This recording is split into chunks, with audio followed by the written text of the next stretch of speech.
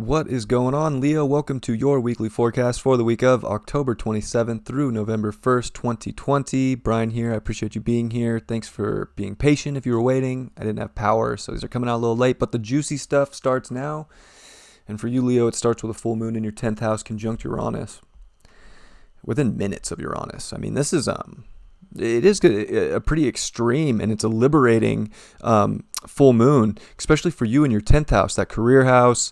It is that like reaching the top of life, and maybe this is releasing you from any sort of goals in life that aren't of your true individuated passion.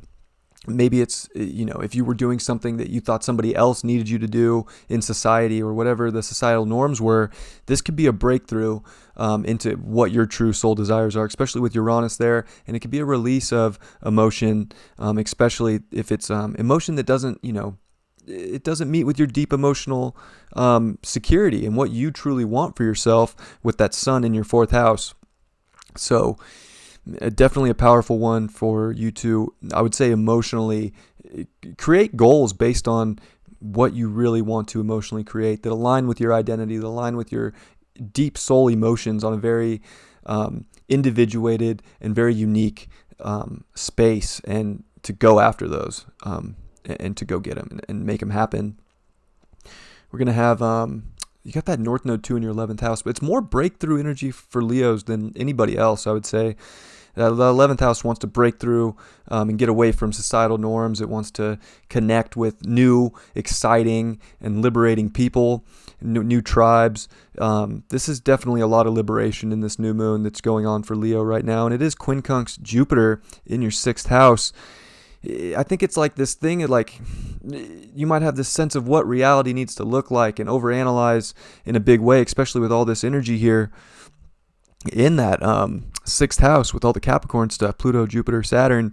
But, it's almost like you have to release what you think society and what you think reality needs to look like, so that it can open up a door to a whole new gift, a whole new reality that's on that same frequency, on that same vibration as you, whether it's people or just yourself. And, it's not being too hard on yourself either.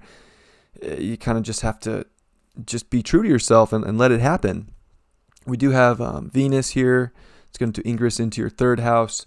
I think you're going to be looking for truth everywhere. You got to get that environment right and make sure that, you're learning, I would say, how to take care of yourself, how to love yourself, learning how to be very confident and to express that confidence, and to, let other people have their opinions too.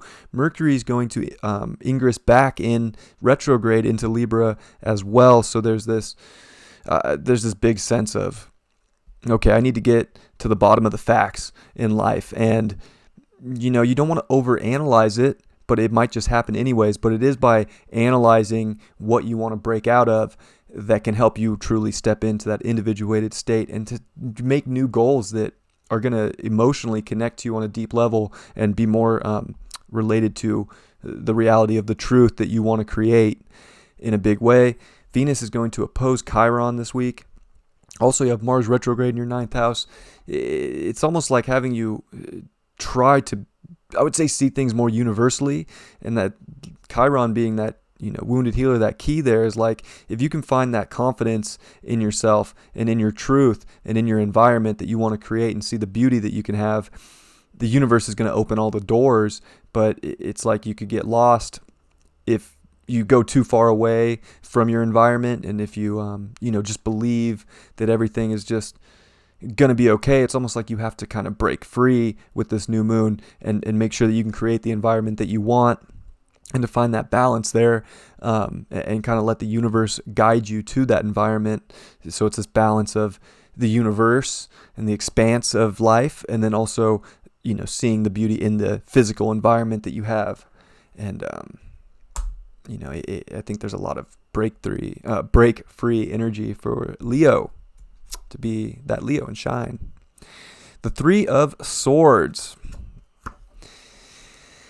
I would say that the only way that you would feel let down, or that you would feel crushed, or like you're not getting what you want in life and it might feel heavy on the heart, is if you don't emotionally do what you feel you're destined to do. And if you don't emotionally let go of what society thinks you need to do, this is break through and step into your true goals, step into liberating yourself. It's about your own power. And Leo is that, right? It is that self-actualization of the sun and shining so bright.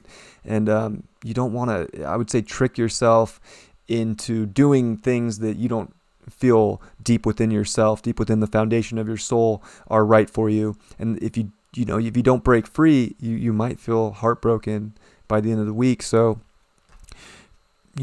I would say it's definitely this mix this week of letting the universe write the story, but also, seeing the beautiful things in your life and emotionally connecting to them and creating goals and liberating yourself from any of the goals that weren't, either panning out because they weren't meant to, or doing things from a place of people telling you what you have to do. It's about finding that ultimate power within yourself on a deep emotional level. I love you very much, Leo. I hope you have a great week, and I will see you next time.